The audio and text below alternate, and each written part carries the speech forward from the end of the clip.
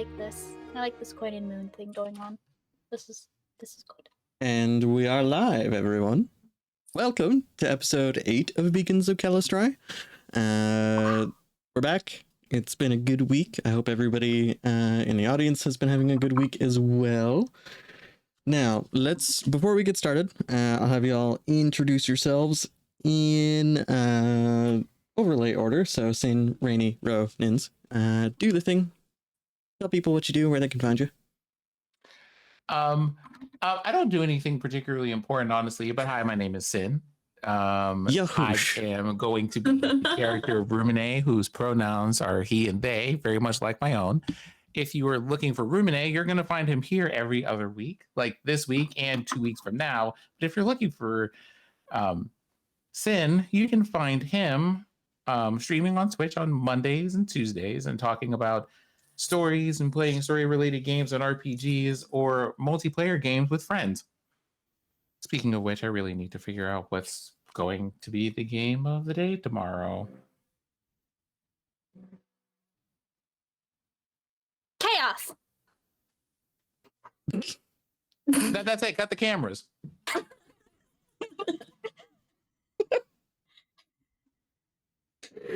All right, Rainy, you're up. Hi, hello. My name's Rainy. Pronouns are she, they. You can find me here on Twitch at Rainy Keys. At Rained Keys is my Twitter handle. I do art. I do games. I have yet to go back into streaming, but I also want to just move my head very slightly so everybody in camera can potentially see my beautiful, beautiful diploma that I got last week. Congratulations. That's right. No longer in college hell. I am playing Alyssa, Vesper, our ever wholesome necromancer archer. You can find her here every other week, and also you can find me every other Wednesday at Routes Unknown, which actually this Wednesday will be our season 1 finale. We'll take a week off, and then we'll be coming back in the third Wednesday in June as Agnes Wolf. Hi, y'all. I'm Monroe. I am an editor, writer, and sensitivity reader. Y'all can mostly find me on Twitter at Monroe98. And currently, actually, until midnight tonight, I have a sale going on itch. So at monroe.itch, you can find a sale for my games in honor of Creators Day. And I made it Creators Weekend. Hey, we love it. Yay, money.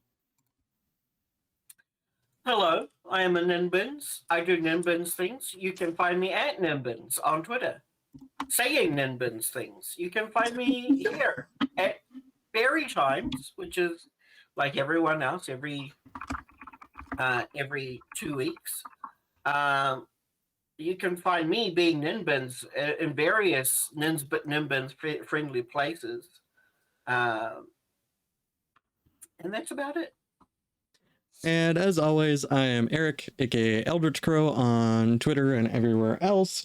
I am the court jester of the Heath Empire, and you can find me here every other Sunday running beacons. You can find me on Routes Unknown every other Wednesday with Rainy, and mostly yelling about tabletop design things. On top of that, today is the last day of a big sale that I had for Ether, which we'll be playing today as well. It just got a fun little airships and ship rules expansion that I released. So you can go check that out using the exclamation point TTRPG command in chat. You can pick up Ether core rules plus its 2 expansions for $30 until midnight tonight. That said, let's get into this, shall we? So, let me get some musics going here. Music. So, last time on Beacons, we completed a little adventure. We had a bit of a rough chat with our dear gender fluid vampire friend, and well, there were some bonding moments between characters. Bonding moments, question mark, I would say. Bonding moments. things were shared, emotional moments were had, explanations, pardon me, were given, and some new players, well, not really new players, but new characters entered the fray, I would say. Each of you got about a week of downtime to do whatever it is you choose to do, and I believe after last episode ended, we had a few things that y'all still wanted to do before we sort of moved into our new direction for the story arc, if I remember correctly. Yep, but you know, since I asked this question earlier, I thought this might be good to mention yet again, because we had a recent thing where you said, hey, we can upgrade characters and things. So do you want to take like a minute or two to talk about what upgrading characters in Ether is like? That is a very good point, and it's probably a good idea for us to do this live, just so that y'all know and so that the audience knows. So Ether's system revolves around leveling up your skills individually. Each of your skills has its own level that tells you how many cards you play when you make a check with that skill. Over time, you gather experience for various things. Right now, all of y'all, I believe, have 5 experience total, because everyone gains experience at the same time in the party. And so, you have points that you spend. You have 5 points to spend on your upgrades. There are 3 ways you can improve your character using experience. You can level up a skill, in which you spend points equal to the skills level plus 1. So if you're going from level 2 to 3, you spend 3 points. You can gain a new understanding, which will basically give you new ways to understand or communicate with certain creatures for 2 experience. Or for 2 experience, you can learn a new skill, level 1. Now, how you spend your experience, whether or not you spend your experience, is entirely up to you. But the leveling up of a skill comes with a specific caveat. Whenever you level up a skill, you have the opportunity to build an ability for yourself, which can either be a passive, which is always on and does certain things like regenerate 1 health at the start of a turn in combat, or you gain the ability to levitate, which we were talking about with Nin's sort of off stream after meeting the hummingbirds. You gain certain things that are just always happening. Or you can build a move. And a move is basically, I spend potential to do a thing. Now, my concept of moves has changed over time, but for now we'll say your moves are basically stuff where you won't have to make a skill check to do it, unless the effect is really out there and you feel that it should have a chance to fail. So for an example, if you want to make a move that just deals specific damage to a target, we're just going to say you spend 1 potential as part of an action and you just deal the damage. You're not going to make a check for that. But if you say, hey, I want, in the case of Rue, for example, I want to be able to use my abilities to see a bit farther into the future than normal. Because Rue has his own limitations on that, we could say, all right, do you want an opportunity for that to fail to give you different information? Or possibly false information? How does that make that interesting for you? And each of your moves comes with, a potential cost. And the rule of thumb is it costs 1 potential per effect that it does. So if you have a thing where it's like, all right, I want it to target multiple targets and do this thing and this thing, you'd be spending 3 potential to do 3 things with the move. That's it in a nutshell, is you go build your own class abilities effectively. Now, the one thing I will say is the benefits to this specific system is, as long as you have the numbers for your skill levels figured out, you can kind of sandbag your moves and your passives until you figure out something you feel is appropriate for yourself. You don't have to have those figured out immediately. You just need the numbers. So, for live reference, everybody, I have just leveled up for Alyssa, because I figured I'd be our live guinea pig. I leveled up her Nyx Urgy, which is her I shadow leveled it magic. up to level 2, shadow magic, and illusions. And I have also added a skill because I had 5 points total, so that level up from level 1 made it 2 points spent, I believe. And then I added on the transfiguration spell. Interesting. So, I know that this was something that we had mentioned, and I guess now would be a good time to talk about it. Yes. Things that involve my soul forged weapons that can induce statuses. Is this one of these moments where you do that kind of thing? Yes. So if you want to be able to just say, hey, my attack deals this status, we can either have it just be a passive effect for you, where it's like you make the choice and you don't spend resources. Or if you wanted it to be like, hey, I can affect multiple people with this status effect at once, we'd have a spend for that. Because normally you can already spend potential to cause the status just in the core rules. So we want to make sure that, like, if you're doing that thing, you get it at a discount. Because if you're using a move or a passive on it, you should be getting a benefit beyond just what the core rules let you do, in my opinion. Okay. So yeah, if Rue would like the capability to cause certain status effects, just blanket, you can absolutely do that. I need to make a note here about a thing. But yes, Some of this is I just want to like warn you, there's going to be some Bleach realness here. I'm all here for it. Absolutely. And we can hold on to our experience points whenever. We don't have to spend them all at one go. Absolutely. Yep. And you said it was 5 points worth at this point? Yep. You got Okay. 5 to spend. I have 1 left over, and I'm holding on to that 1 point. Like a single gold coin. Like a singular gold coin. A dragon. Fair enough. And of course, we can have more chats, you know, between sessions and so on, if you all have ideas for what you want to be able to do. We can talk about it live here if you choose as well. That is up to you, but I also know that coming up with abilities for characters doesn't always happen quickly. Because sometimes you just need time to think of a theme.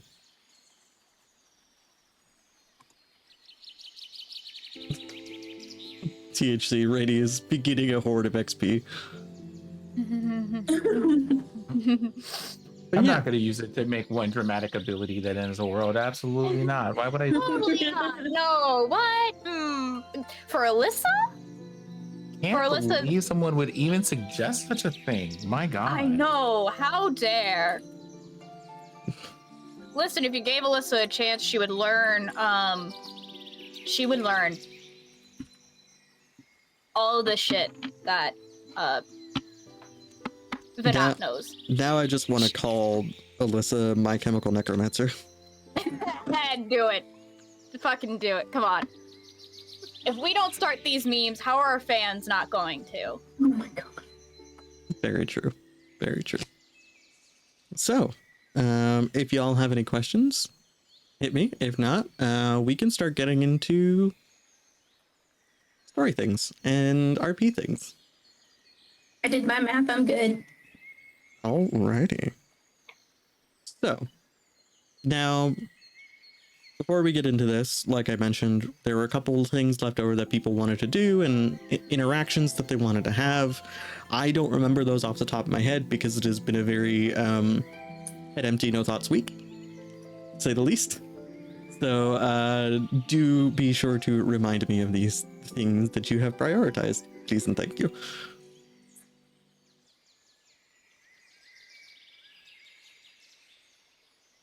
I'm going to assume this silence with the sound of birds in the background means that we don't really have things. I mean, Alyssa has one. Well, I mean, Alyssa has already done the one thing that was asked of her, which was the funerary rites for the 2 miners at this point in time. And she has. Do we want to open up with this discussion between Alyssa and her familiar of sorts? I mean, we certainly can. So, Alyssa, you've had this week, and you've had a bit of time to rest and settle. And I would assume at this point, Alyssa is back in, her own quarters. Is the best term I can think of. Yes, the small apartment she shares with Serafina and Luca. Right. Above the cafe. And currently, Serafina and Luca would be out on shift in the cafe, I think. It would be your day off because the cafe figured you've had a bit of a rough week running last rites for people. So, how would Alyssa open this conversation, do you think?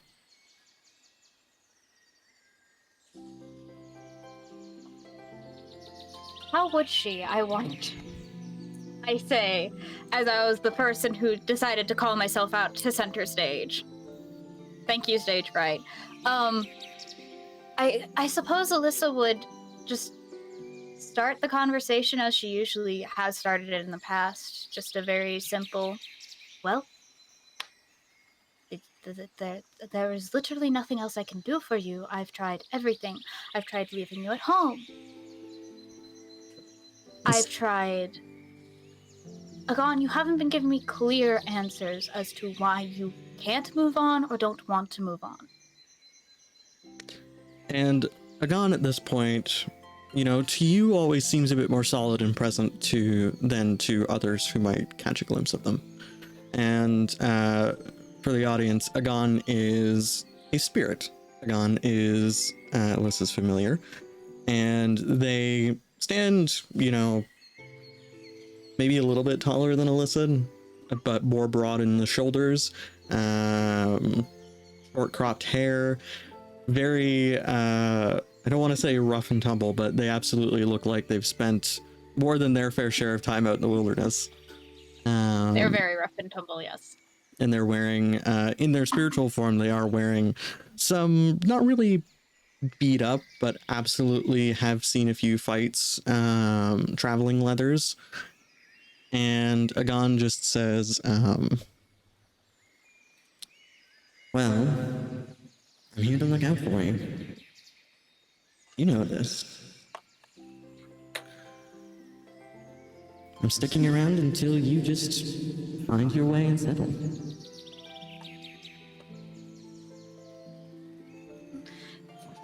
That doesn't quite work. Agon. Am I able to hear this, Mr. DM? No, this is Alyssa in Alyssa's own apartment. So this happened sometime later. Yes. Yeah, this would be, you know, 3 or 4 days after you and Alyssa's yes. conversation. In the rookery. Okay. Sorry. Agon, you've told me that before I moved here. I know. You're asking me this question like it's an exact science. Because it was an exact science. The people of Blackwater, at the very least, had simple goals to move them on. Here, I have to sit here and wonder, when am I going to have to literally throw hands with Renity? Because you won't tell me how to move on? Agon, was looking out the window of your apartment, just watching people walk on the street below, and then sort of leans the side of the windowsill and folds their arms and says, "Oh, are you saying you wish I was simple?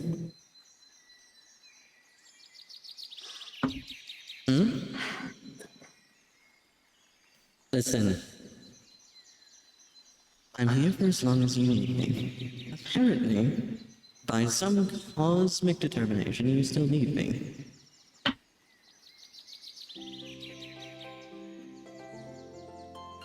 So perhaps stop asking me these questions and start asking them of yourself a little bit.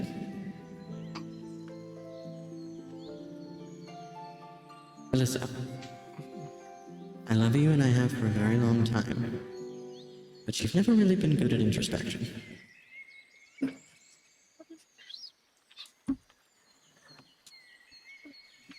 I'm here for as long as you need me.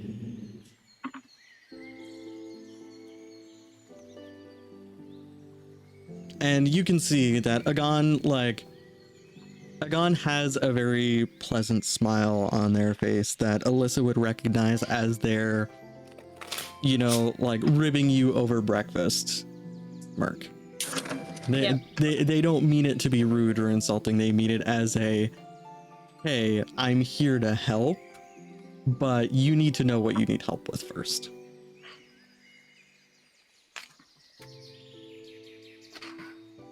And then there is, in an almost echo of Halcyon and Danica, Agon walks over and, like, you can feel it's light, and it's almost more, the only way I could describe this would be the feeling akin to, you know, if you passed your hand between two opposing magnets. It feels like a field more than anything, but you get a little bit of pressure as he just takes his hands and puts them on either side of your face, and then leans his forehead against you and says, "Why are you so quick to get rid of me? Just let me look out for you for once. You spend so much time looking out for other people.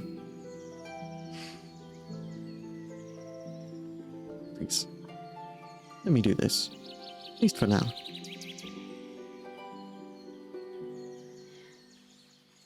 Because if I keep you around too long, I'm afraid that I will not. And Alyssa just, like, wipes away a tear. I'm afraid I will not be able to let you go.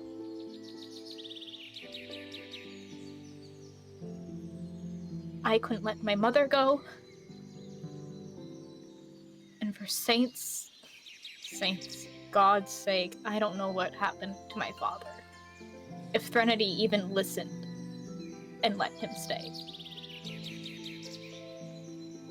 I think at this point, Agon kind of steps back and, you know, I imagine Alyssa's either like sitting on the edge of a bed or perhaps sitting at like a small side table in the room.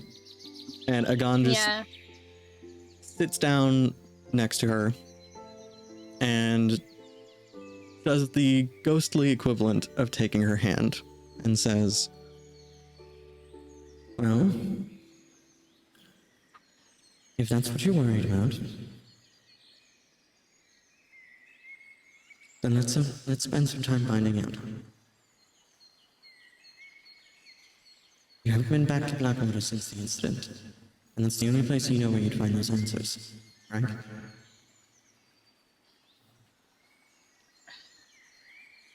Right, but I can't just up and leave. Gleamwardens need me. Crestfall needs me.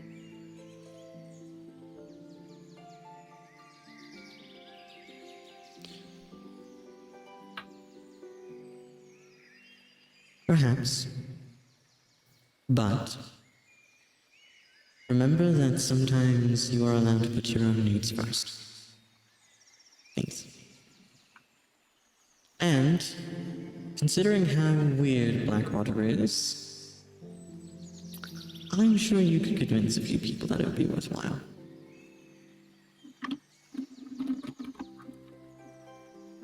Listen, I might be the good-looking one, but you've always been the one that's good with words.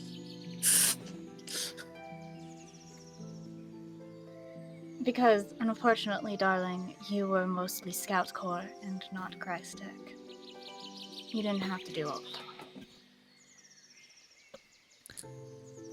Correct. So, just consider it, and,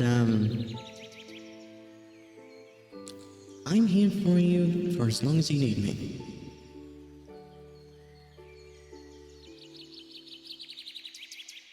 So, don't worry about it so much.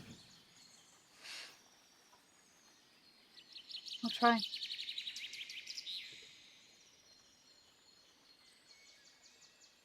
And Alyssa just, like, squeezes his hand, because she can interact with spirits physically, thankfully. And just gently squeezes his hand.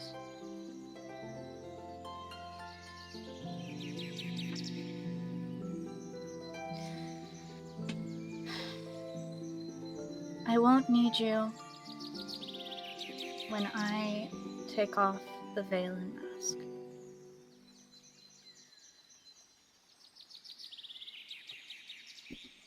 All right. And until then, I'm here to help you reach that point. And I'm not the only one. You've got Luca and Serafina, you've got Eri and Danica, and even Rue now a bit. I'm sure they'd all be happy to help you.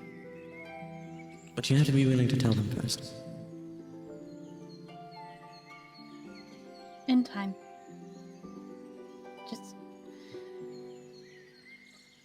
when people aren't flinching at me being a reminder.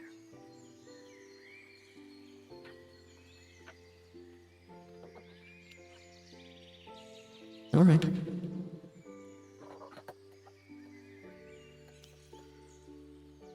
And that would probably be the end of it.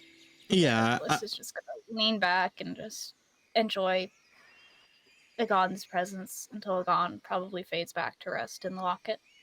Yeah, and I imagine Agon maybe just tell some stories from before Blackwater and all that stuff, just to help ease the tension and calm things down a bit. Now, that said, is there anything anyone else would like to finish up for their downtime? Real quick, yeah, actually, now that I'm thinking about it, I wanted to do that thing that Halcyon was mentioning of taking the sword to the crystal. Oh. Interesting. All right. So.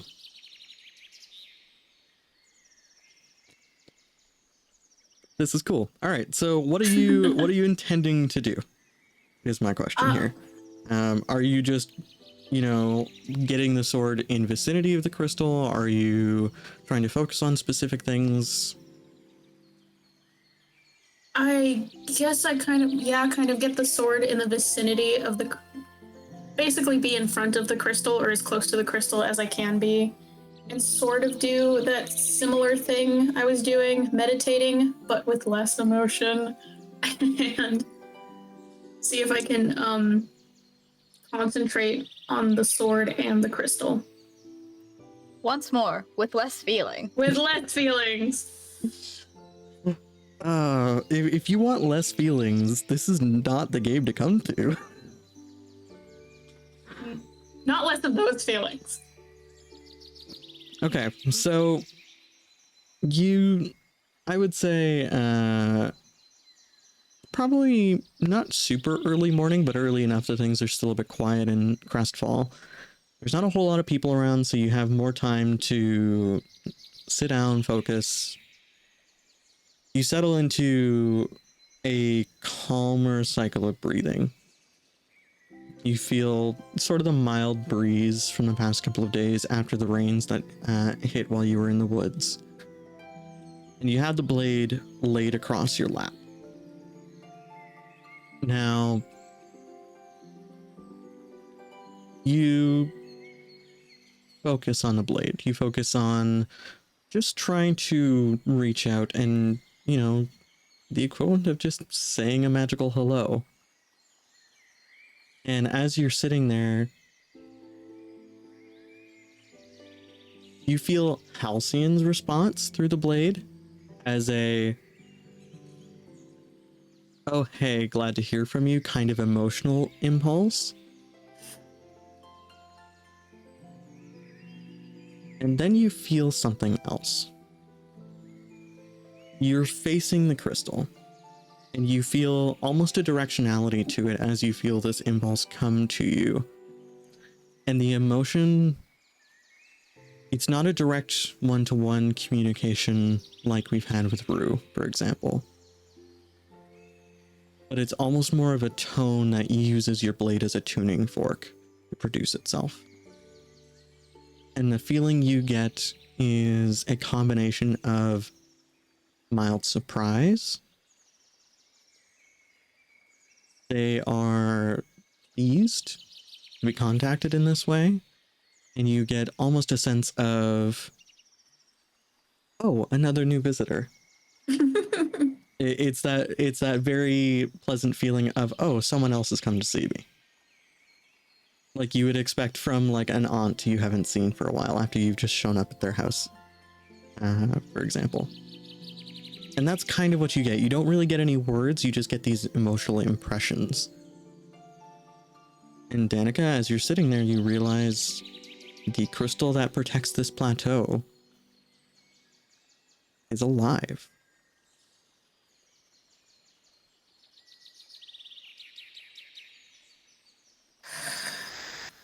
And then you get a very confused emotional response from Halcyon because someone else just entered this three-way call and Halcyon has no idea what's going on. Because Halcyon notices.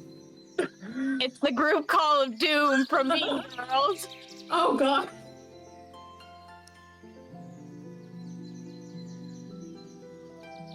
So yeah, and I would imagine this clash of like this pleasant hello with Halcyon's confusion almost breaks your concentration a little bit, so that's really what you get.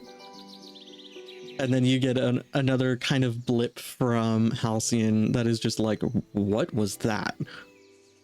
Just not fear, but curiosity.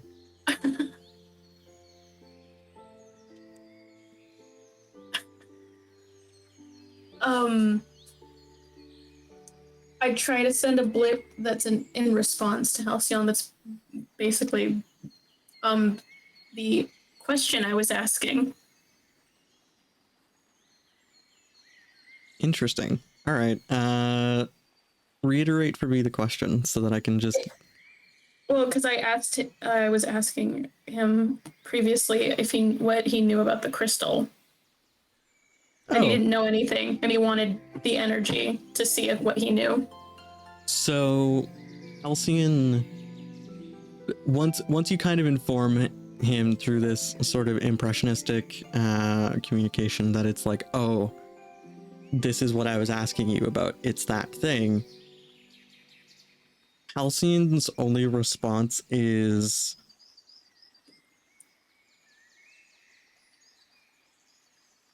oh, as in just a impression of stunned silence.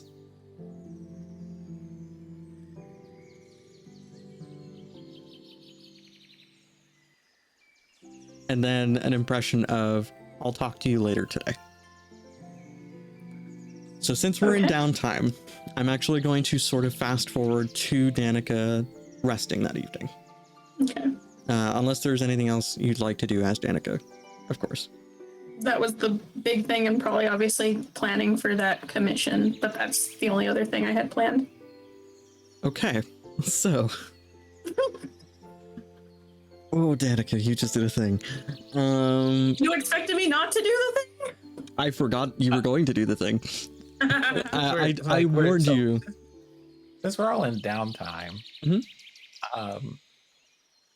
how is Aurora? I guess since we're like in downtime and back in town, what is Aurora doing? So, Rue, how often do you check in on Aurora? Is my question. Well, I would say like it depends on how long we're in town, but it's probably like a thing where it just becomes more frequent with time because, quite honestly, Aurora is one of the more interesting things about this place. Yeah, you've had a solid week of downtime before Barry is going to come to you all and ask you to travel. I mean, that and, not for nothing, my patron appeared and said, you have spoken to a person and now bad things have happened. So I think I would spend time asking Aurora if she knows things like where her fragmented pieces are. So, for the audience's purposes, early in our story arc here, Rue, played by Sin, managed to contact the spirit or entity that exists within this massive crystal. And they referred to themselves as Aurora. Now, as Rue speaks with Aurora, I'm going to kind of not roleplay this out fully. I'll just give you the summary of answers to your questions here. Aurora has vague impressions of how distant her pieces might be. Some of them are decently close to the west of the plateau. Some of them are very far across the entire continent. When it comes to what she knows or what she remembers, there are flashes of information she can give you. If you ask her things like how old she is, She would say, I don't remember my age, but I do remember a hall filled with music, a pair of thrones, and dancing.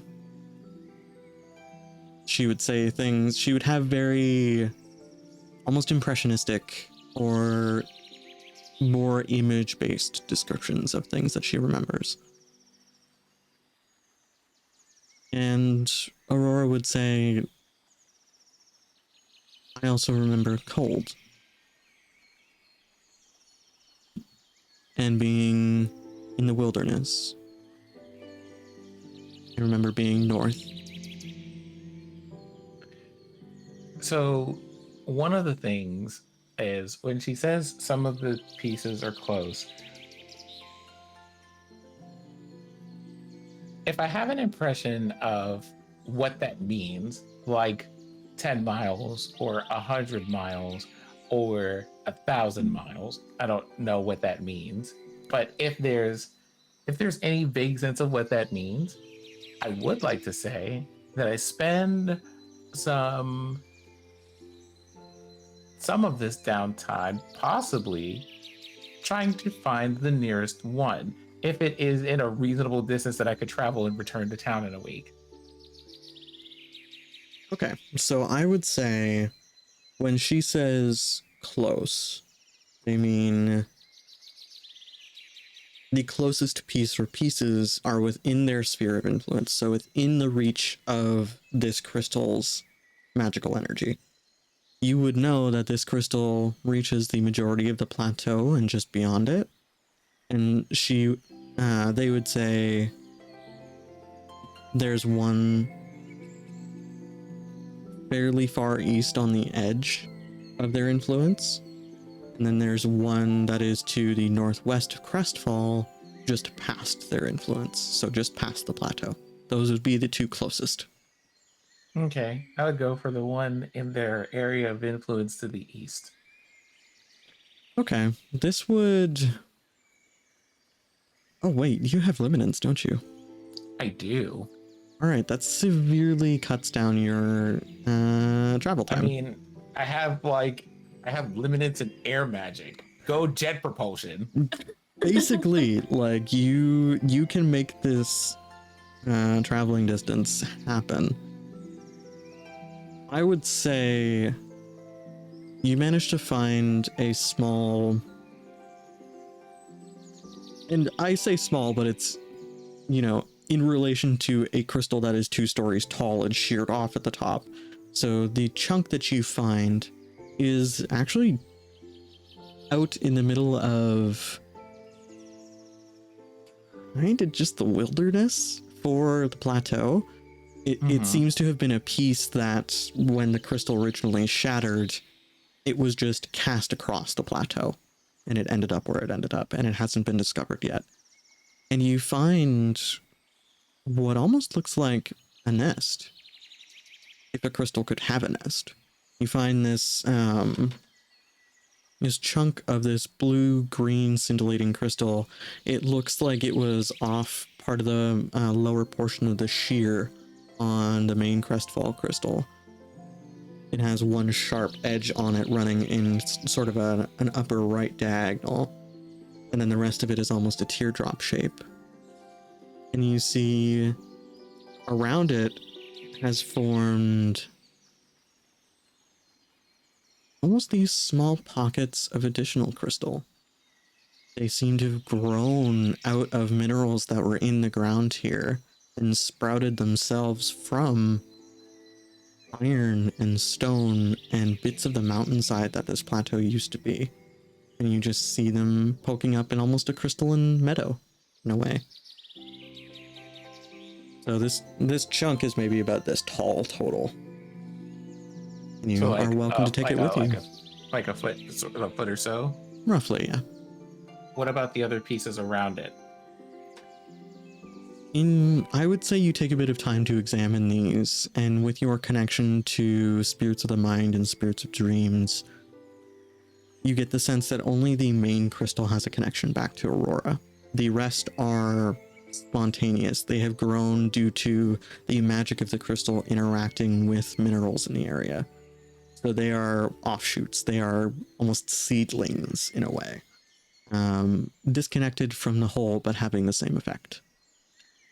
I wonder if it's best to leave them there or to bring them back. There are quite a few, so you could bring a few back and leave still quite a bit of crystal behind.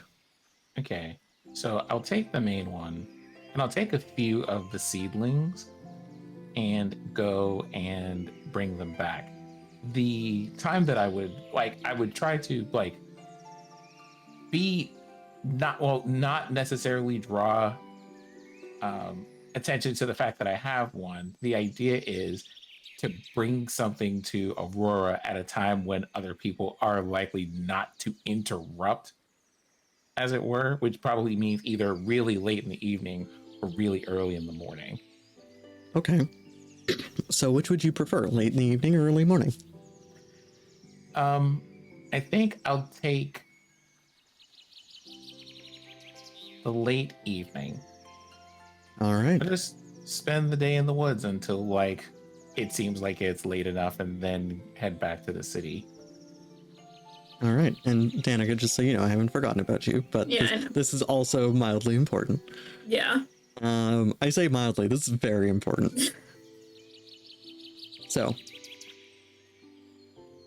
you come back from the woods at a point where, you don't quite know what time it is. All you know is that you're seeing stars in the sky poking between the clouds, even through the veil of Aurora Borealis style light that this crystal produces. And again, you have that strange experience where the closer you get to the crystal, the dimmer the light gets. It's almost easier to look at the closer you get, and you see yourself reflected in these facets. The air has cooled slightly. There is a slight mist rising from the ground this late in the evening. How would you like to go about this? I've set the scene, but you are more than welcome to go about this ritual how you see fit. I would like to use my soul forging ability to kind of I guess, as it were, kind of piece this chunk of the crystal back to the rest of the main part of this crystal. Can I use soul forging for that? I don't see why not. This is very cool. So, Who needs to hoard points when you can do cool shit like this already right out of the box? Who needs to hoard experience points? You. So, I would say your first attempt at this isn't frustrating, but it is a failure. And it's because you realize that this mending process is both physical and spiritual. You have the spiritual side of the energy required for this mending process covered with your soul forging skill, but you need something to actually bridge the gap between the two pieces of crystal. At which point you realize, wait, I brought back the seedlings with me. Mm-hmm. And you weren't expecting these to make... You were sort of expecting to maybe turn these over to the Gleam Wardens for study. But you realize that, this isn't like mending a bone. This is more like patching a hole in a wall. You need material to do so. And so I would say you need a ladder to do this, first of all. So you're doing this on the top of a ladder, just a warning. Or, levitating via your air magic, however you so choose.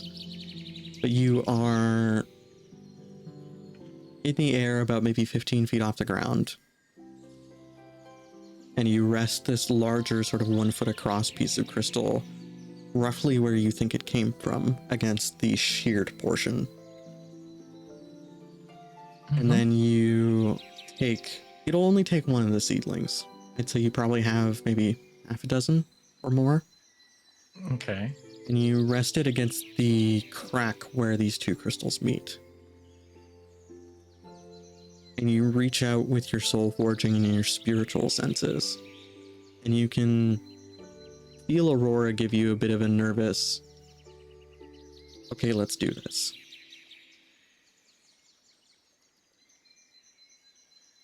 And then you push. Physically and magically, you push these two pieces of crystal together. And you take your hand, your left hand is holding the crystal. You take your right and you push physically the seedling into the crack. And you move your right hand and almost sculpt crystal around the portion that you're restoring. And it moves like wet clay under your hand in this instance. Okay. And it takes you a few moments to get it just right. But you know when it's just right because there is a brighter pulse of that borealis. And the borealis actually crawls up your left hand a bit as well. And you feel a relief. You feel as though an unknown pain has now been lifted from Aurora. You know, one that they existed with for so long, they sort of just didn't notice it anymore. And you get the sense that Aurora has recovered some of their memory. Though they don't quite wish to share it at this point because they need time to process. Oh, it's more of well, for me, it's more of a thing about knowing that recently she has not necessarily looked well and has had to limit like being able to speak and commune with people. So kind of for me, this is being able to restore that energy to her. Now, that being said, there are probably some other things that will come with it, but we can worry about that later. That's like the god's job to worry about, not mine. Indeed. And Rue, I would say as you walk away into the night after restoring this piece of the crystal, you might not notice this, but anyone seeing you would notice that a bit of that borealis light has now coalesced into the chamomile flowers on your jacket and simply remains. And then it fades.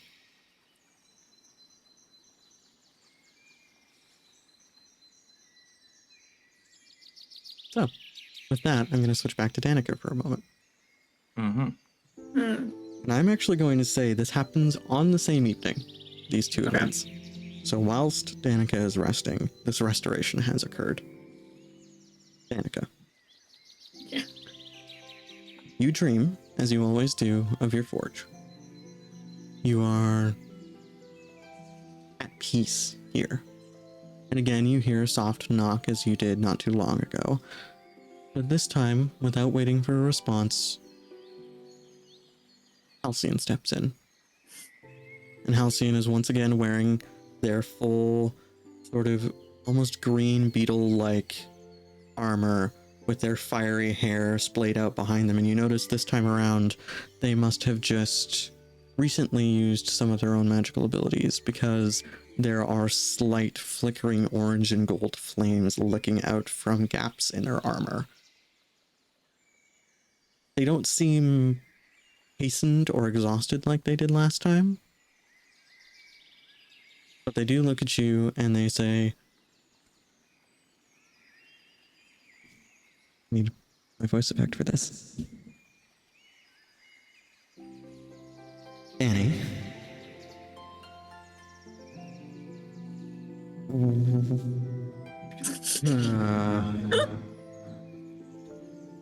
Annie takes a moment. And they wait. And they are very clearly processing something. This is probably the cockiest Danica's ever gonna get. Is just gonna lean back with their arms crossed and look at Halcyon and be like, Are you stumped? A fae? Halcyon shakes their head first. And you see them blink a few times. And they may get a little snarky with this. And they just say, Me, stumped. No, surprised, yes. Pleasantly surprised, possibly, but stumped now. and then they say, how'd they word this?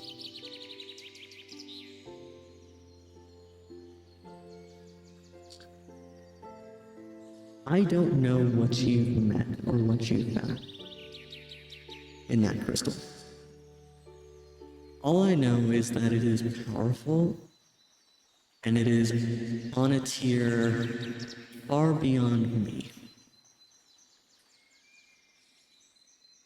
Oh, The last time I felt anything akin to the presence from that crystal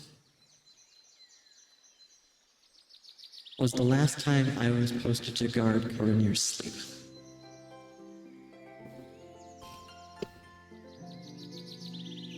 And Danica, you would know that Coronir is the god of dreams.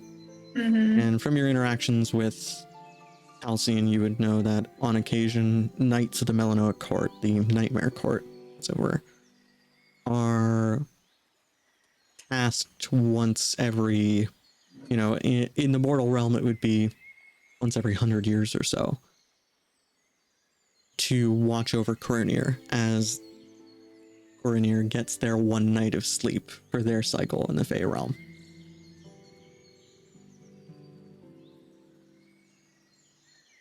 Halcyon has been taking that post for as long as Halcyon has been able to wield a blade. It was a great honor to do so. For Halcyon to imply this means that the presence was on par with Coronir, or at least in the same vein of divinity.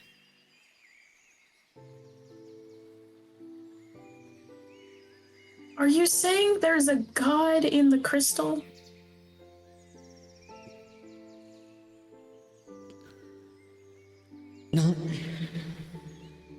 Not quite. It feels weaker, but of that similar quality or lineage of power is the best way I could describe it.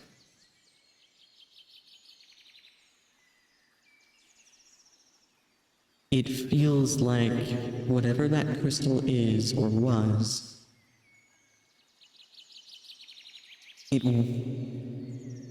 and whoever this entity is, they are incomplete. And whatever was going on that would allow this power to come to fruition is yet unfinished. So I would be careful. We are talking about something I've never heard of or experienced, but potentially an incomplete deity or god. And what do you think would happen if they got put back together? It's hard to say. I didn't pick up any hints of malice or ill intent. I detected wonder and happiness and perhaps a bit of personal peace. But I don't know. I've been around a long time, and I've been around a lot of powerful creatures, and I've never encountered something like this.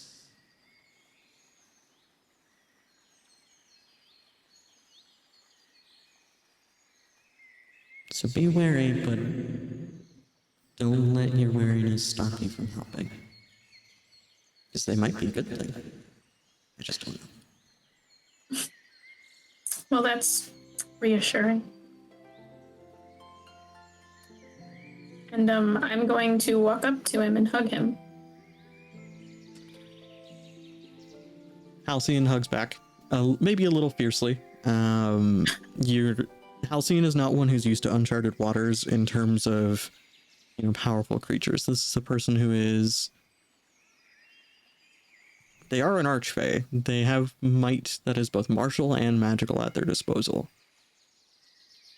Encountering things that are both unexpected and that in a way terrify them is a rare occasion. And so Halcyon, perhaps I would say, holds Danica in a way that suggests Halcyon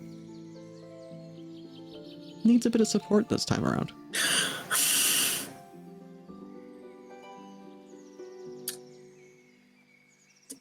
Danica's going to pull away slightly and take his... Sephi in chat. Maybe it'll help. Maybe it'll blow up. Who knows? Sephi, I regret to inform you, it already blew up once. Yeah. That's why this whole thing started. Hey. Hey. Who knows? But yeah, Halcyon maybe needs a little support just because it's uncharted waters. I was going to pull away and take his palm, lift it, and just gently kiss his palm and his fingers.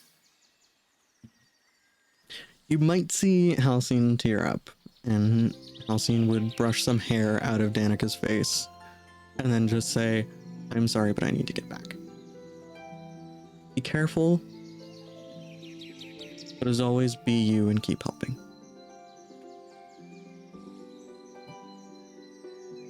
Just you be careful too. Halcyon just steps back and steps out of your dream forge and smirks and just says, It's me. Careful's my middle name. Wait, I don't have a middle name. Never mind. And once again, Halcyon turns into this very phoenix-like creature that launches off into the night sky of the Feywild. Feywild, Infinite Forest. D&D brain. And so with that, I think we conclude most of the downtime events. And so we will move to a point where Barry, you have certain knowledge that you feel you need to return to the Priory, correct? What do you feel like, or no, let me rephrase this. What are Barry's preparations like to move multiple people long distances, in your opinion, Nins?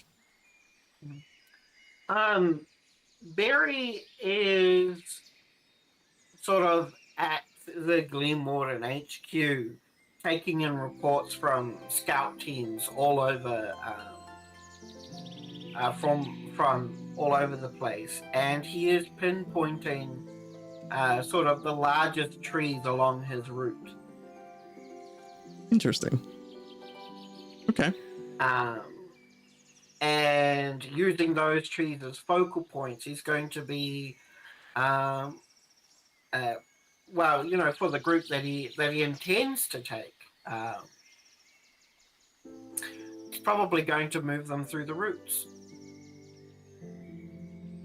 Very well. So I would say your preparations for this, as well as your time spent teaching Danica alchemy, by the time you're finished these preparations, the week would be up. Now, I turn this over to you. How would you like to gather and approach the rest of the party for this?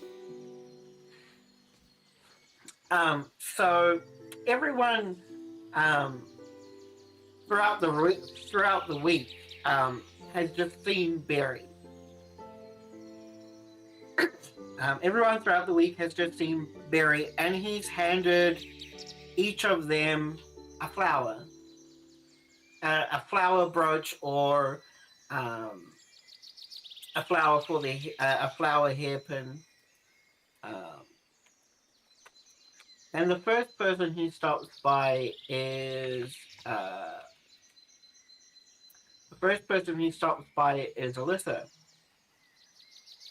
And he says, "Here, a gift," and places a black tulip in her hand. A black tulip brooch. Thank you very much. Anything else I can, at this point, this would be the one time Alyssa's probably working the front and serving for the cafe. So she's just smiles a little. Thank you, Barry. Now, can I get you that lunch order, or are you just going to sit here? That was all. I'm leaving now. Meow. Goodbye. Thank you. Alyssa just then... delicately pins the brooch as Barry leaves. Just a second. I can't tell if it's my OBS that's frozen or if it's like just my computer being a weird. I want to make sure we haven't lost things. Oh dear. I hope we haven't lost connection. Everything says I'm still going. My OBS is just completely frozen in terms of window. Yeah, my Twitch stream is showing everything is good. Okay, well, we're just going to continue, and I'm going to assume it's my own nonsense being nonsense. Sorry to interrupt, Nins. No, not at all. And he, he during his alchemy lessons with Danica, he says, "Oh, by the way, just to commemorate your new induction into the knowledge of alchemy, I have for you a flower you can wear as a hairpin." Thank you, Barry, and immediately unpins one of the butterfly wings and pins it there. And it is a red posy. Funnily enough, Danica actually loves posies. Adorable. And then while Rue is, between the town and the crystal and searching for their various bits and pieces, he doesn't even say anything. He just pins a very pink hibiscus flower to Rue's coat as they're walking by. Can I, something? I think just for the sake of letting, I think I'm gonna let Barry have this. And then a week later, everyone just hears the words "testing." Hello, can everyone hear me? Yeah, and it functions successfully. You have this instance of everyone hears Barry's voice emanating from the various flowers that he has gifted each of you. And then you'd probably hear Lynette say something too. Sorry, Lynette. Vinat just says, "Oh, wow, this is lovely."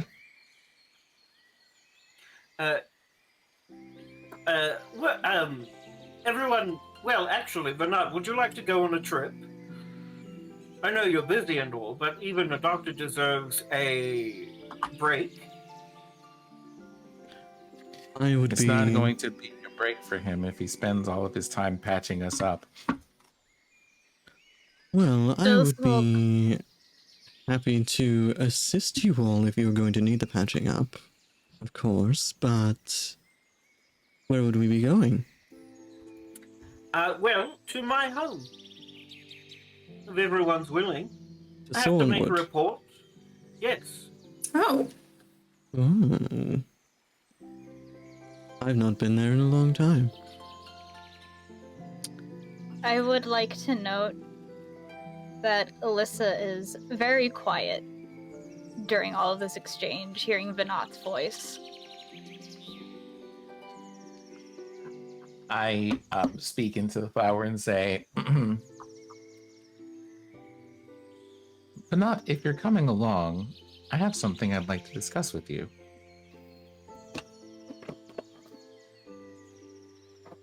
I love Rue so much. Of Oh, course. okay. Bernard, all you have to do is take one of those precious flowers I placed in your office. And we'll be able to talk like this. Quite often. Should you need it. And just for those Christettes amongst us, I can't hear you unless you speak into the flower. Very well. How interesting. I'll make sure to pack my best dress. And so, Venat It's the goes about secondary preparing. euphoria that I'm seeing for me. Sir, don't come for me like this. Wasn't talking about you, but since this is splash damage, Splash damage! Rudeness. No, not rude. Rudeness, I say. Not rude. You opened the door. Perhaps, 10, 15 minutes later, you just hear Venat say into the connection, well, my bag is packed whenever you're ready. Do let me know when you need me. Great, stop by the town center and we'll all leave from there. oh wait, are we leaving now? Oh, yes.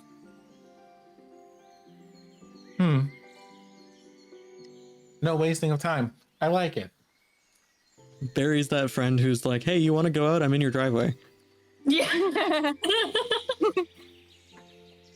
Barry's that friend that remembers that you planned the outing and is there on time, and you have forgotten. So Barry is in your driveway, just going, "Hey, we have that thing at 4," and you're sitting there like, "Oh, I forgot this thing at 4." I haven't even gotten dressed. That's fine. I brought you a change of clothes. Let's go. Your I feel presence like- is required. Yeah, I feel like Alyssa would have just already had a bag packed. Yeah, Danica's stuff is usually all Yeah, nice see, and neat Alyssa- together. Alyssa never unpacks her bag unless it's something that needs changed. So it's always there. But she does, leave a note for Kainos and just waves goodbye to Luca on her way out and just immediately is probably already on the way to the town center as this conversation is going on. Yeah, and if Leo's is still in town, Danica will say bye to Leo before leaving. Leo will be about to head out on their own job for the wardens. Hmm. And they'll just say, oh, hey, you got some work too going? Yeah, you, be careful, Leo. Oh, not the best of that, but I'll try. Look after Oh, I know. yourself, eh? And, wherever you're going, just make sure you come back in one piece. You're one to talk. But, I will. Leo holds up a hand where, there have very clearly been many, many stitches on this hand and just waves.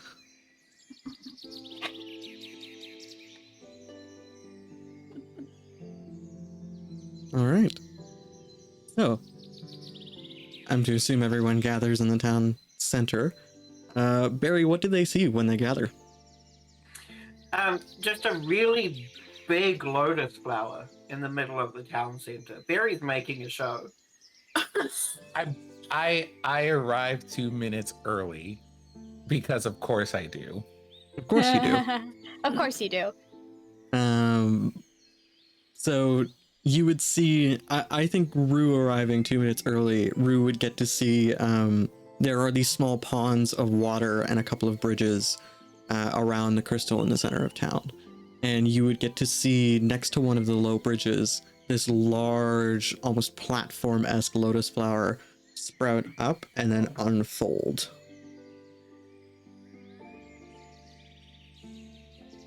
Honestly, Alyssa's probably right behind Barry. Or not Barry, Rue. And getting there early because she doesn't live that far from the town center. Like, Kainos' cafe is A minute? Fair. Danica Very gets true. there like 30 seconds. Till Hey, everything's good with being prompt, I guess. yeah. So you all arrive. People have various go bags. Venat makes their appearance, and you see Venat is wearing what is perhaps their best cottagecore lace embroidered dress, with a wide sun hat and no parasol this time, but his hair is tied back into a low ponytail to keep it from falling out of the hat in odd ways, and he's got his wire-rimmed circular glasses on. And Are you giving me Bayonetta meets Lady D from Resident Evil 8? Yes. Yes. that was unintentional, but more with a hint, just a smidge of Castlevania's Dracula. Just no, that's too dark. This too dark. The dress they're wearing right now is a much lighter tan. Think side character in a Miyazaki film. Oh, okay. So we're going Studio Ghibli cottagecore. Yeah, like full cottagecore, with perhaps a Lady Dimitrescu hat. Perfect. And that's about it. And Venat steps up to you all and has what appears to be a folded parasol draped over one arm, hooked on their forearm. And he says, "So, I would imagine that this is how we're going to be getting to Thornwood." Absolutely. All aboard.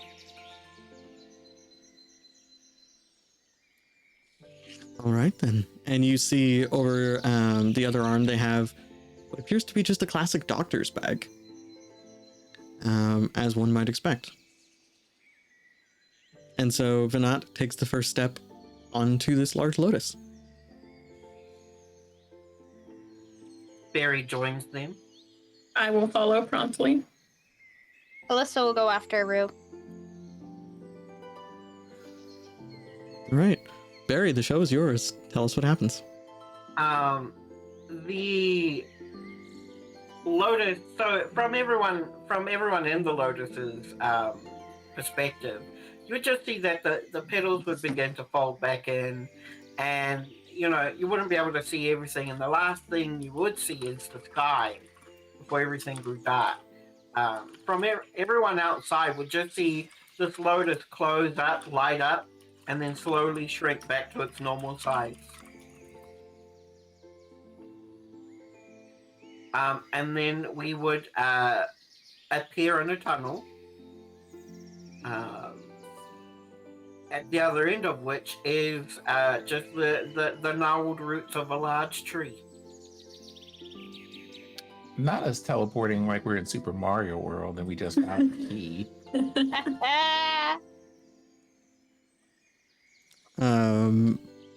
Yeah, so you all... It's me, a Betty. I cannot with you. Oh gosh, that was so good. All right. You all step into this tunnel, and Venat looks around for a moment and says, "This is certainly different."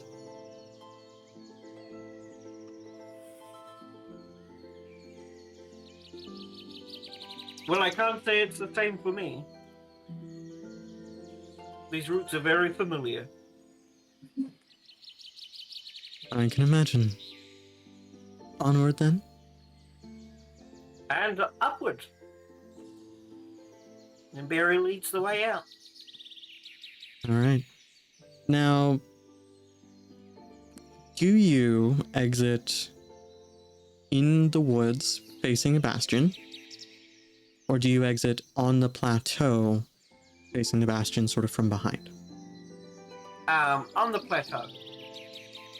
All right. So, as you all step out of this tunnel seeming formed from the gnarled roots of a tree, you actually step out from what appears to be the trunk of a willow tree. that has split and formed a tunnel entrance. And as you all step out, you hear the creaking of wood and bark behind you as it all shrinks back down to its regular size. And what you see is, off in the distance, off what would be the edge of the plateau, you see the plateau actually slopes downwards gracefully. And you see mountains. You're facing north. But these mountains are a little different in that you can see them very slowly floating and rotating. And the slope leads you down into this heavily forested area where you can see lights. Could be will-o-wisps, they could be large insects dancing between the trees. You see a small town off to your right with, slight firelight in some of the windows in front of a copse of trees that have grown on the plateau, some of which appear to be fresh grown. This town has entirely been built out of wood logs with some metal used, but not a lot. You see smoke from what appears to be a forge and a few other chimneys going off. And in the distance, you see at the end of the slope where sort of the edge of the plateau comes up. It's this interesting thing of where the edge of the plateau is still there, but this slope almost carves through it like the edge has been eroded over time, and it just melds into the natural ground level beyond the plateau. And here you see this forest is growing upside down off the bottom of these levitating mountains.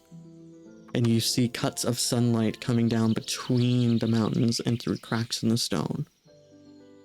And these softly glowing lights in the distance cast shadows throughout it. And just before you reach that forest, you see a massive roan of wood fortress known as Thornwood Bastion. Between some of the largest trunks, you see palisade walls that have been naturally cultivated from the bark of these trees. You see crenellations and castle formations and walkways that have been grown in spirals and circles around tree trunks and past branches. And you can only really see the entrance from this side as the walls curve off beyond your vision into the forest. What would you all like to do? Welcome to Thornwood Bastion, everyone.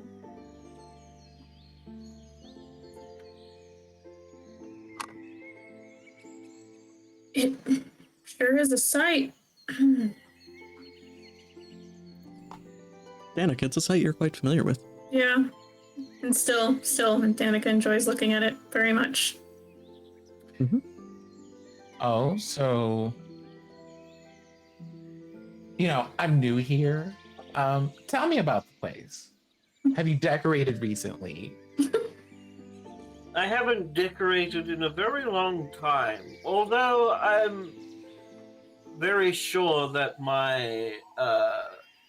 that I have had a change of foliage. Is it seasonal? Of course. So, if I could just ask on behalf of our audience here, and I just indicate the rest of our party, why are we here? Well, I needed to report some things to my personal superiors, and I figured you had all spent quite a while in the village and might want a break. I'm sure there's no amount of trouble that we can't get up to here, but a little change of scenery is important. I suppose, to be fair, this is what I have been asking for since I've basically met most of you. So thanks for that, Nataris. You received no response. I didn't expect to. Alyssa just sitting There it there. is. Yeah, you trying to talk to the Discords is one thing. I'm even lucky if I get anything from Threnody. No, there's one of those things. It's one of those things where Rue is just here to go the distance and be irritating. I know that you didn't respond, but I know you heard me. That's the whole. That's like about 15% of their relationship, I would say. Rue's been left on red. It's fine. Rue's been left on red, but I would also like to emphasize on red. And so for a little bit of audience information, just so you are aware, Thornwood Bastion is, Barry's home, but the nearby town of Maplehaven is Danica's home as well. So, where would you all like to go first? Probably climb right into a tree unless we have something important to do. Didn't you want to have that talk with Vinat? I did. Vinat can come talk to me in the trees. It's fine. Well, you have a great number of trees around if you head to the Bastion. It's up to you. You can head to the Bastion or you can stay on the plateau and head to Maplehaven. If necessary, you can use mine. Well, okay. Well, I suppose into town for conversation and maybe a bit of food. I All know right. just the place for food.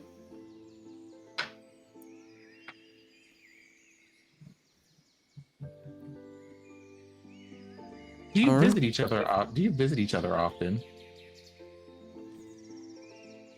What do you mean? You two living so close to together and being so familiar with the area, have you run into each other a lot? No. No. Unfortunate, I would say. I think everybody here would Probably. benefit from being a little bit more friendly with strangers. You say that, and Vinat just turns and says, "Absolutely. You never know what you could learn from a friendly stranger."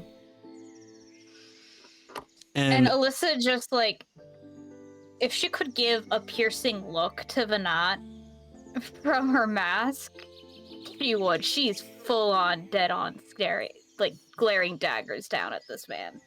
No, Vinat- I do not comment on this, but I do say, that reminds me, while we're over here talking about things and friendly strangers and stuff,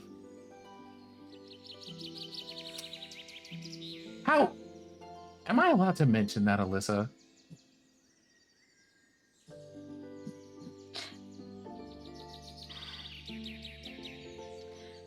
Alyssa just looks at her fingernails and then back at I just- you, Rue, and just do what you will. I'm heading into town, and just stalks off. Are you sure you don't need a hug first? I can get the hug later.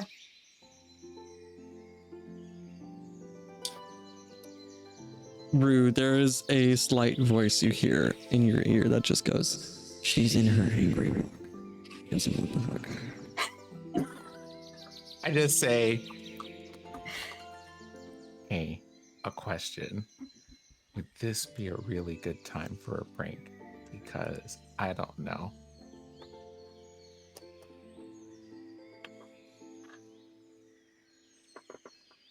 No, but there will never be a better time.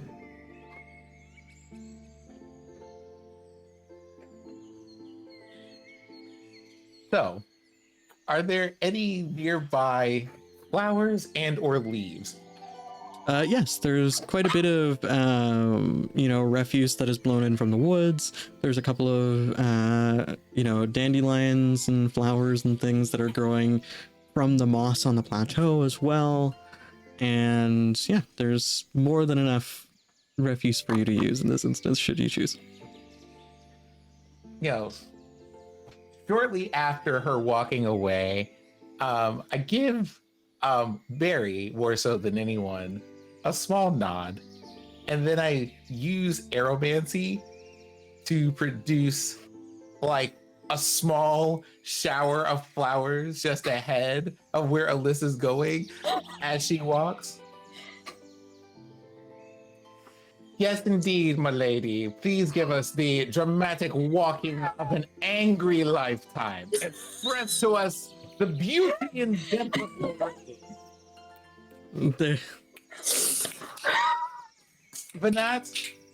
Vanat, I know that over your long history of being here, you have learned a song or two. I would appreciate it if you would lend your talents to the moment that we're having.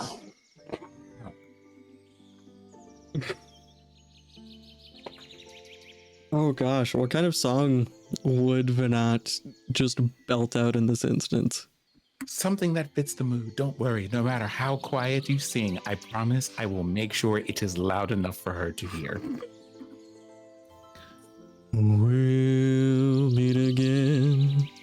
So, don't know when, don't and I'm just know when. Use air magic to weave that song into the leaves so that it just sounds disembodied and amplified about 3 times as loud as Vanat is singing right now. I think I just broke Ro. Again. Our per episode quota at this point. Yes, yeah, no. Who needs to break Rainy when we just break Ro instead? And after that, there is the distinct snicker from Vanat as Vanat pulls their hat down to hide that they are laughing at this, as the last of their voice just trails off into the woods.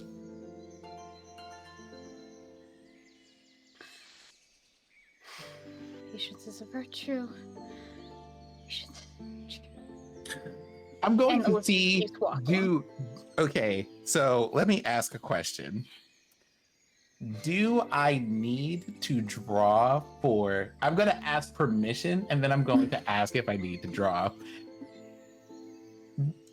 Permission granted to, for the sake of committing to our bit, having you actually start flying into the air slowly and with no awareness because you are stubbornly trying not to pay attention to anybody.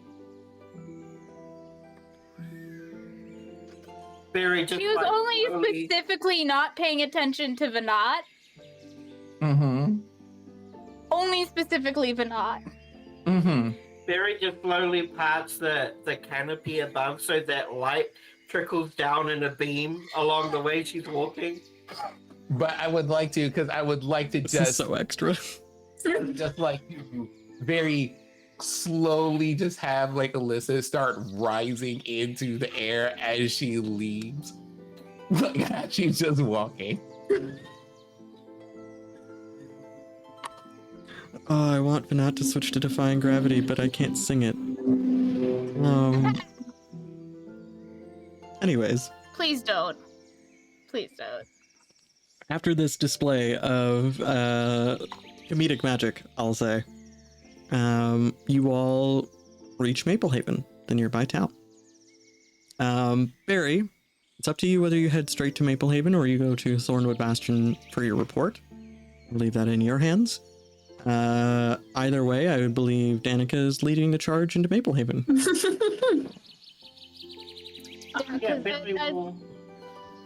I will have to state that if Alyssa, once Alyssa notices that she's no longer, she's not on the ground, she's just gonna stop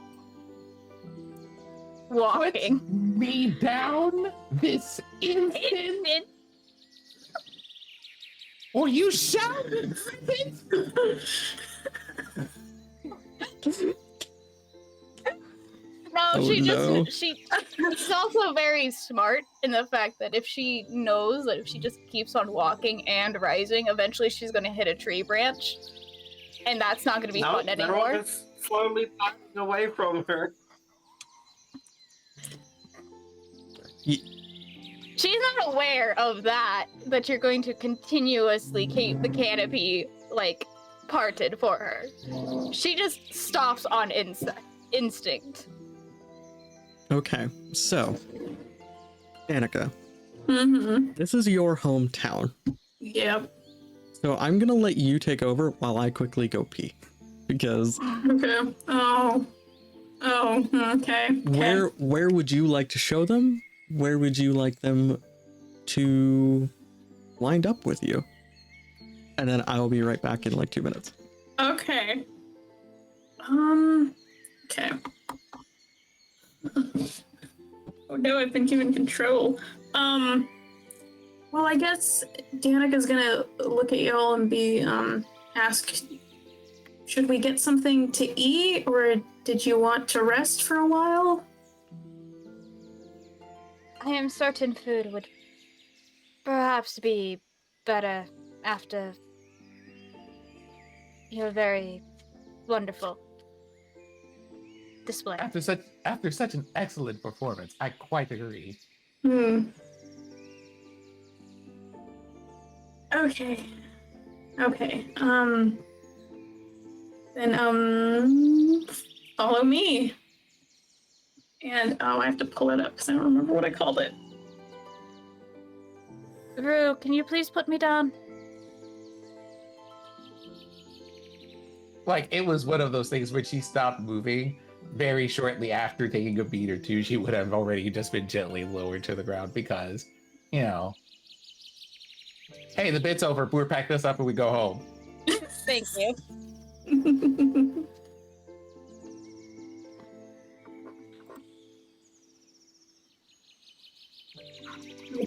And the way that Maple Haven is laid out is it's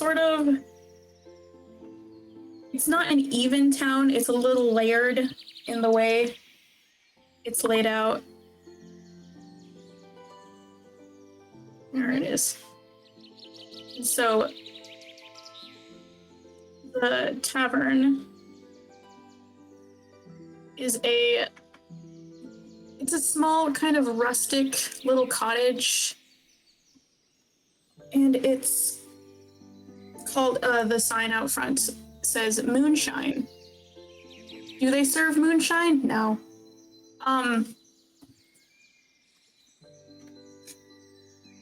Disappointed. Very. Are you Barely. though? No, I'm not. But also slightly, just because of the comedic presence of being able to serve moonshine at moonshine. Yeah, but moonshine's like gasoline. No.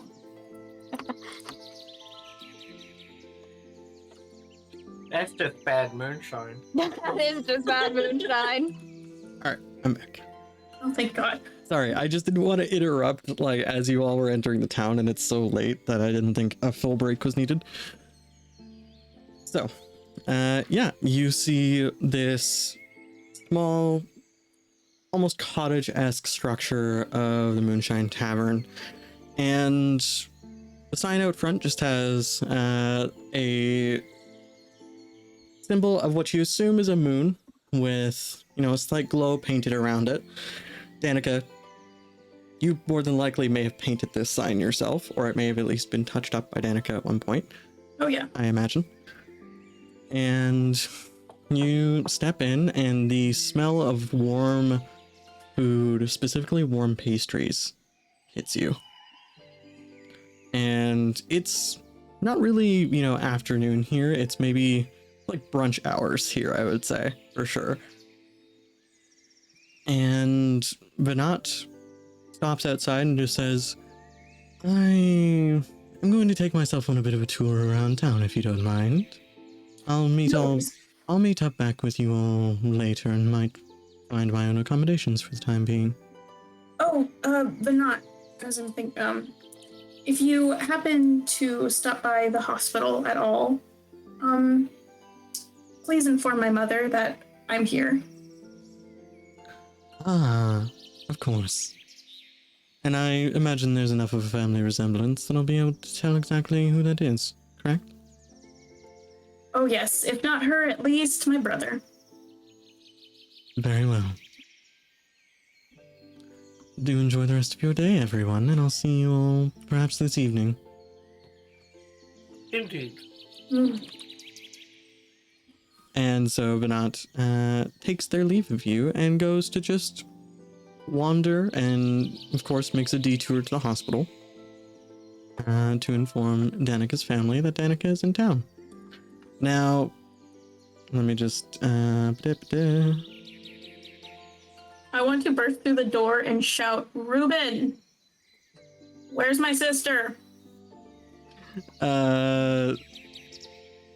Very well. Hold on just a second.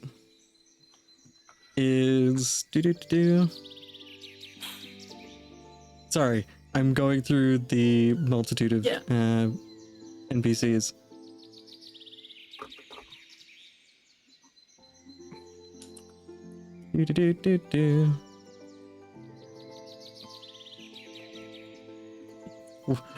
Is this Bianca they're asking about? Bianca's who I'm asking for. Okay. So Ruben just like startled turns and says, Bianca, you weren't supposed to be back for... Wait, you just weren't supposed to be like back. I didn't think you had any jobs here. B's out just picking up a shipment of some stuff right now. Sorry. Hi. Hi. And I go up and I hug him. He hugs you back. And Ruben just like steps back and then says, looking for lunch for you and your friends? That would be great, actually. All right. Just give me a second. We're putting the platters together in the back. And he just heads behind the counter. In the room is someone you weren't expecting to see. You actually see Marcel. Apparently, potentially taking a lunch break. I yelled. Of course he noticed me.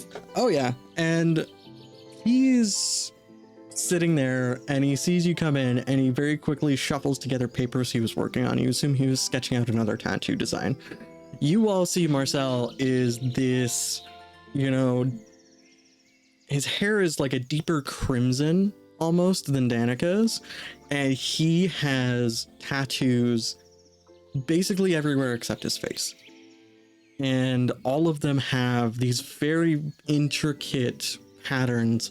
His left arm has a sleeve that looks like it was probably inspired by Danica's stained glass, where it is just geometric, swirling shapes and colors that are done in an interesting fashion. Whereas the right arm is, some kind of, I would say, almost a landscape of the view of the forest from the edge of the plateau. And then it goes into various other things that crawl up his sleeves.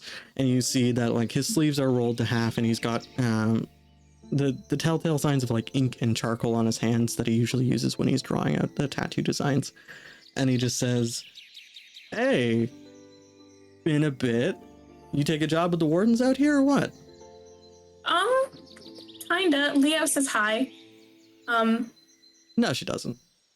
No, she doesn't. We'll say Leo and Marcel have a bit of a friendly rivalry, so Marcel says that knowing that Leo wouldn't say hi to him. Their frequent greetings are more along the lines of the friendly sibling, go fuck yourself. Yeah.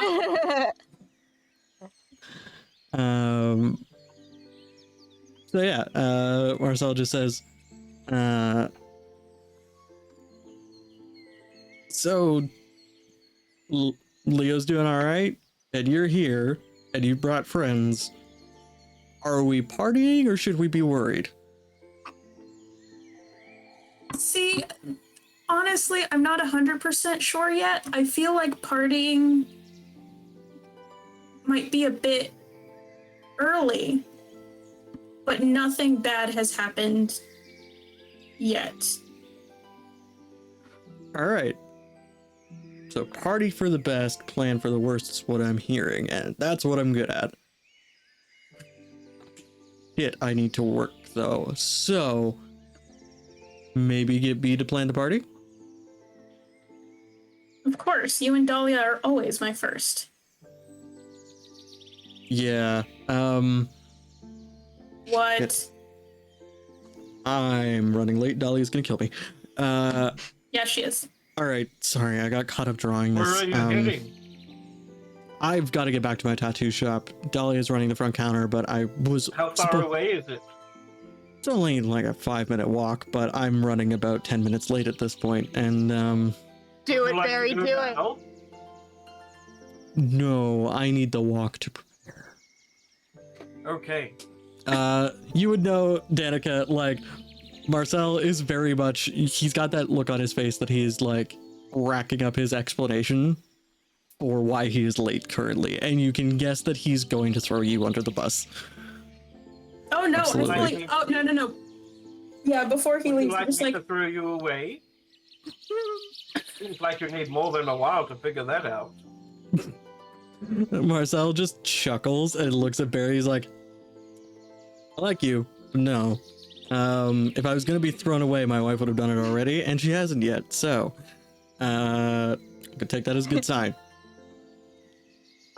But I do need to get going. Not Bianca, Danica. Red or black?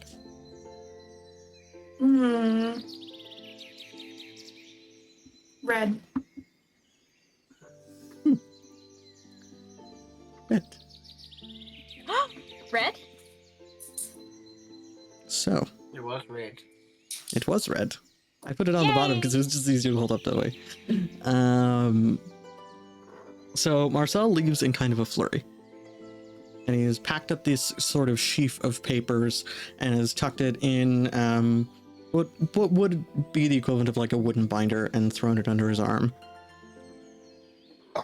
He accidentally leaves one behind as he leaves, and he just says, all right, I've got to go.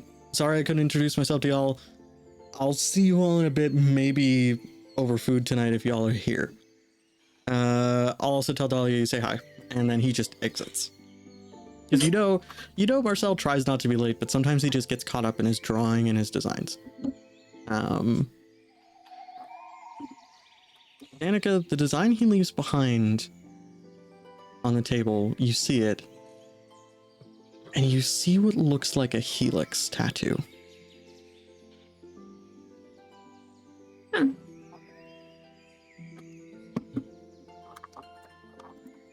And from the length of it, it looks like, it could go on any sort of long open patch of skin. It could be an arm, could be a leg, could be, a back piece. Hard to tell. It looks like it's unfinished, maybe? Or it's just very simple. I will pick it up and put it in my own notebooks for safekeeping till I see him. Do you show it to anyone? No. Or I guess more specifically, like, would anyone have an opportunity to catch a glimpse of it as you're putting it away? Do you think?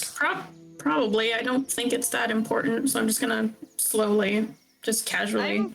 May I do a observation draw, DM?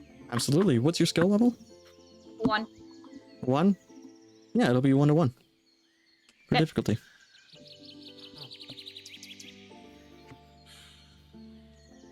Eight of spades. I pulled the 6. So, you absolutely see the design, Alyssa. And something about the helix just, tweaks your memory a little bit. Oh.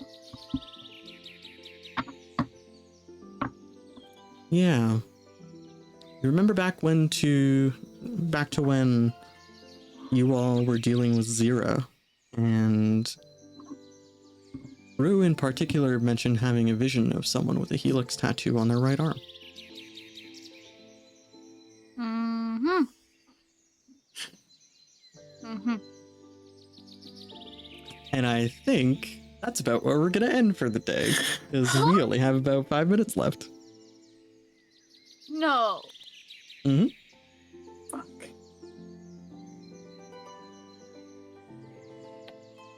I cannot have...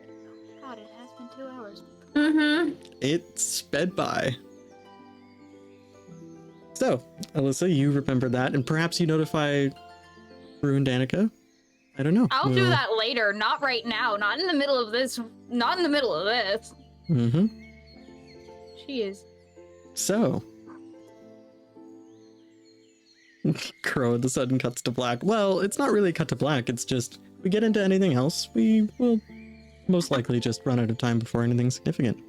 Once again, thank you to everyone who joined us in chat. Thanks for coming by. Sephi, I know you were new in chat. I hope you enjoyed it. I hope we got to, help you through your post-vaccination haze, as it were. And for everyone listening at home, thanks for joining us. Let's do outros. So, Sin, Rainy, Ronins. Overlay order. Sin, you're muted. Hi, my name is Sinziak. The M stands for muted.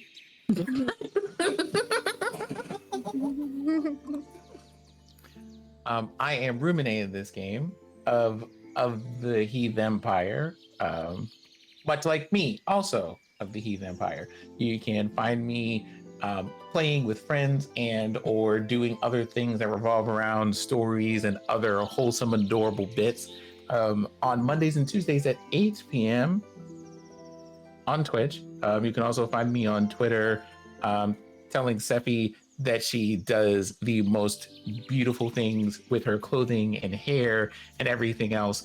And aside from that, being here every other week with these lovely people.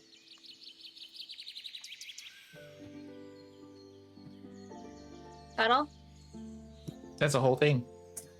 Hi, I'm Rainy. I play Alyssa Vesper. Tonight's moody necromantic archer.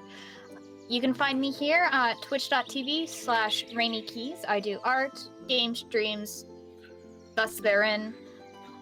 You can find me on Twitter at RainedKeys, RIANED keys. And you can catch me every other Wednesday at another RPG Hour show called Routes Unknown, where I play Agnes Wolf. Also an archer, but this time she's a professional playbook from Monster of the Week. My pronouns are she, they. Alyssa's pronouns are she, her. And that is all I can remember. Listen, graduation brain, we feel it. Yeah. Yep. Yes, congratulations again on graduating. Thank you. Bam. Oh, I also forgot to state that I did also release my own game on itch called Yachts. So if you'll take a peruse through that, if you can find it, please do. It's something. It's a fun stocks game. Go play it. Yeah. And I am Monroe. My pronouns are he, they, and I play Danica, whose pronouns are she, they. I am a game designer, writer, editor, and sensitivity reader. And for the remainder of the day until midnight tonight, my games are on sale on itch at monroe.itch. And you can find me at Twitter at monroe98.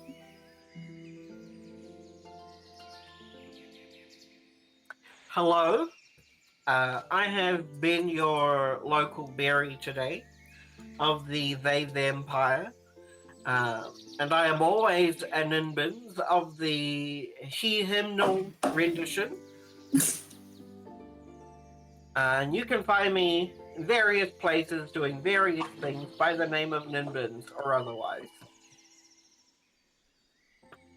And I am Eric, aka Eldritch Crow. You can find me on Twitter at Eldritch Crow. You can find me here every Wednesday, Saturday, Sunday, doing something or other. Usually writing streams or playing in Routes Unknown with Rainy on every other Wednesday, or here every other Sunday running Beacons. If you're interested in the system we've been running today, it is currently on sale on itch, plus 2 of its expansions for a big $30 sale for all that. So you can certainly pick it up as you see fit. And